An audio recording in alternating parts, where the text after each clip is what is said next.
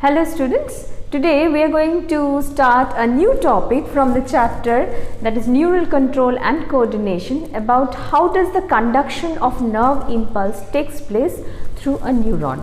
Now in the previous class you might have seen that how does a neuron looks like and what are the parts of the neuron, like that it has a cyton, then it has a long axon, and the axon terminates into terminal endings with some knob-like structures, and those knob-like structures are called the synaptic knobs, isn't it? And there is a synaptic cleft.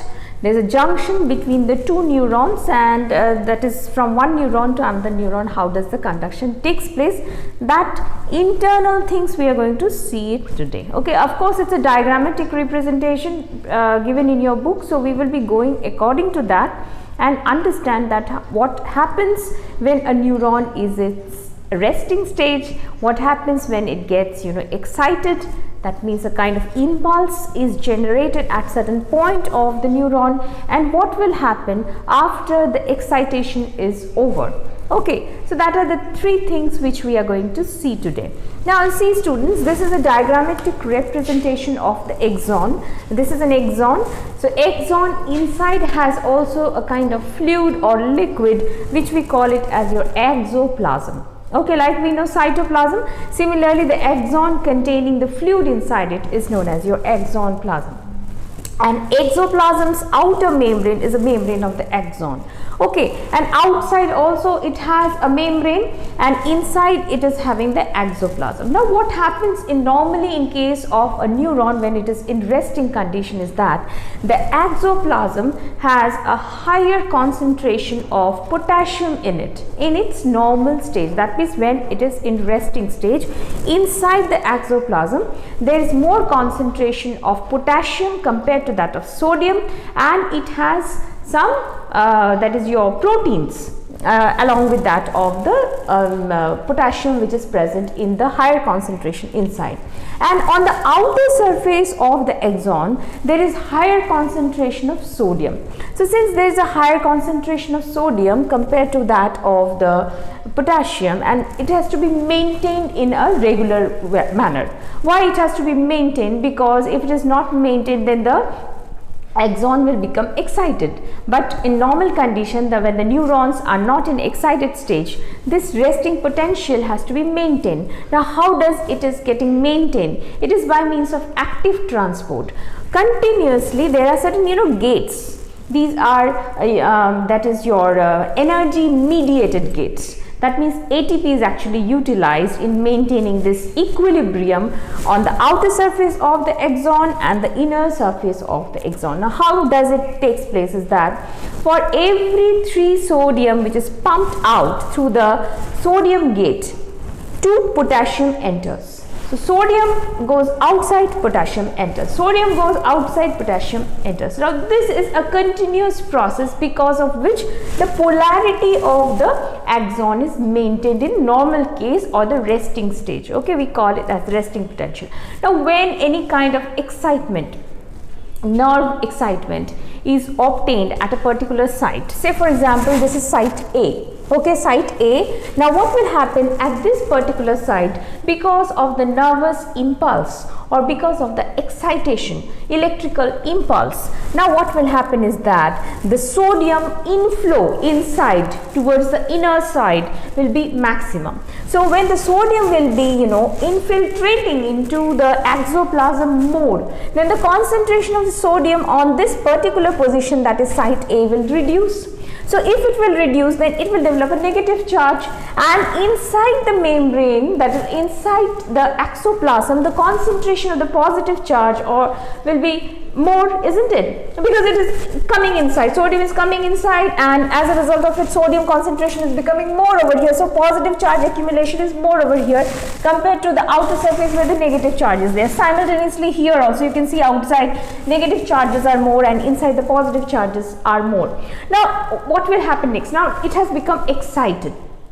Okay, so that means it is called as your depolarization. Okay, so from the normal state, resting potential, due to any nerve impulse or electrical impulse, when there is inflow of more sodium inside, as a result of it the charges that is inside becomes more positive and the outside becomes negative. So this stage is called as your depolarized state. Got it?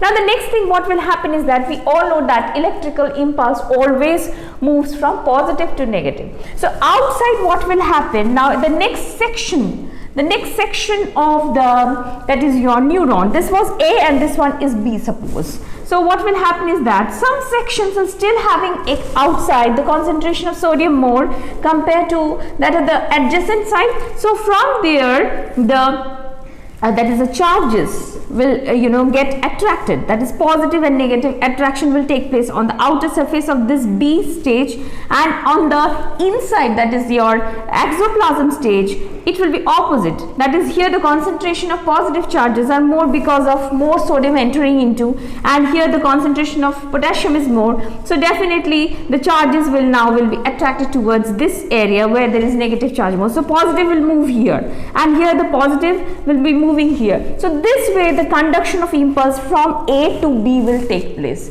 But this phase is so rapid, so quick, that it hardly takes seconds, milliseconds to complete this thing. Once the charges are that is your have undergone a change, a shifting, then this becomes again repolarized. How will it again become repolarized? Again after some time, since positive is taken by negative, here also positive, so concentration again has to be restored over here, and as a result what will happen, now the sodium efflux will take place, and again the sodium concentration in this particular area, that is A, site A, will become normalized compared to that of the site B, and this way from site B to site C, and gradually it will come to the terminal endings having the synaptic knob. So this way of movement of electrical impulse through the membrane of the axon is how the conduction of impulse takes place in case of a neuron. Okay, now this formation of again coming back to its original form or the resting form will be called as your repolarization. So three things are happening. First, the resting potential, that is the membrane is in resting condition. During that time the amount of sodium outside the membrane is more compared to that of the number of your potassium ion is more inside compared to that of the sodium. So outside positive and inside negative. But when there is excitement of the axon at a particular place, sodium rapidly goes inside, so outside it becomes more negative compared to that of the inside. So that is called as your depolarized state. And again after the charges, they get attracted, that is positive towards negative, they get shifted. So because of this shifting, what happens is that the site which had undergone the excitement again become normalized. So we call it as your repolarized state, and the next site again gets excited. So excited, again repolarized, that means resting. Excited, repolarized. Like this way it will finally reach where?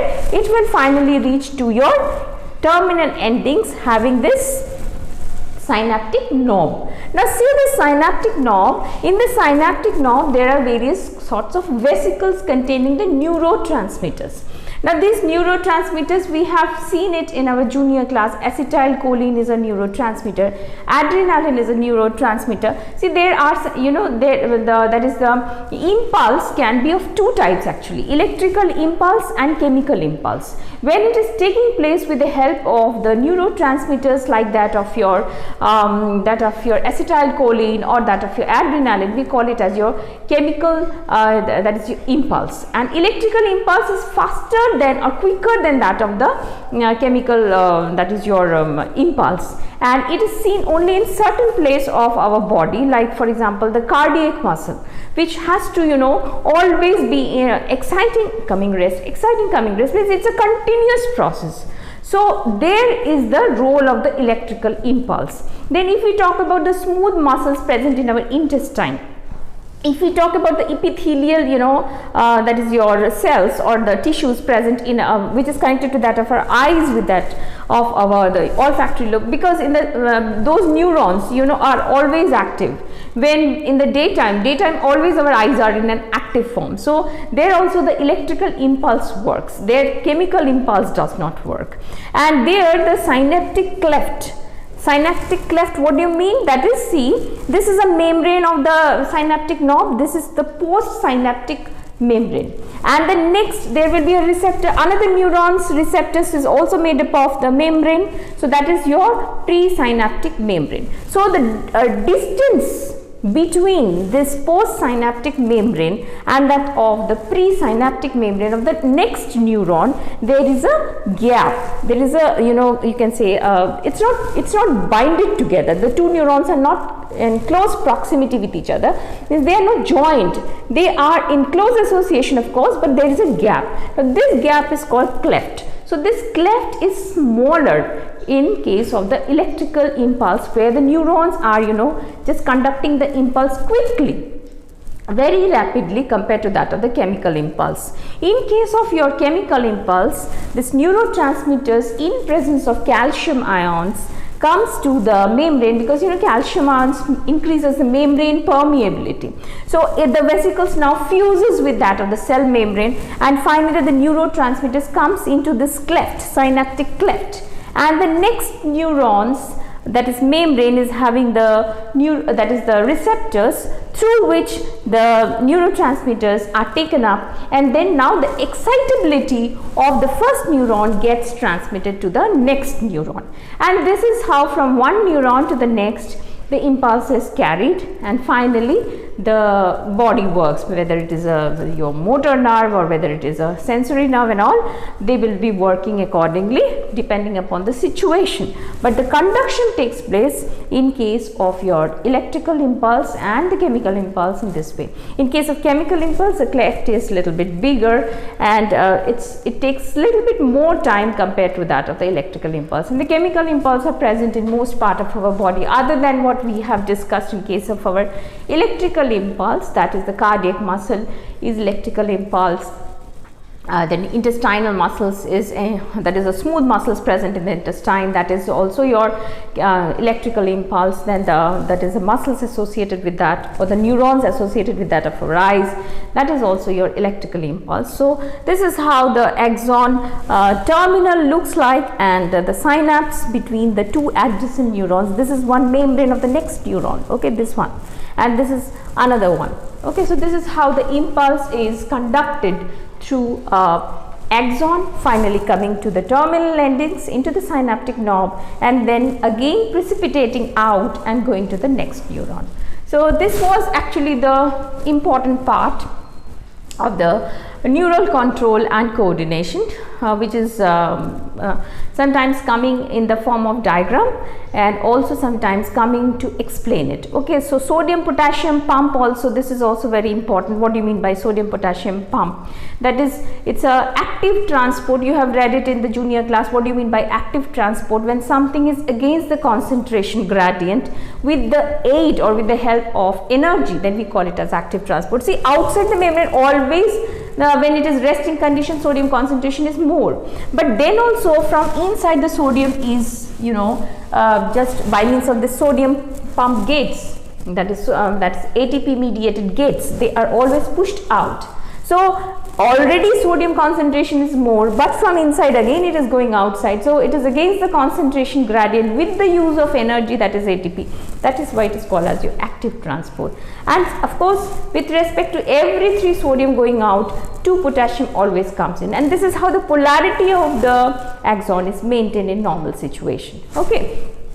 So here you have to read about what you mean by polarization, what do you mean by depolarization, what do you mean by repolarization, and what do you mean by sodium potassium pump, and it's 3:2, that means 3 sodium going out, 2 potassium coming in, and how does polarization, depolarization and repolarization takes place diagrammatically, and of course finally what happens at the end when the impulse reaches to the synaptic knob, how does the conduction here takes place from one neuron to the next neuron.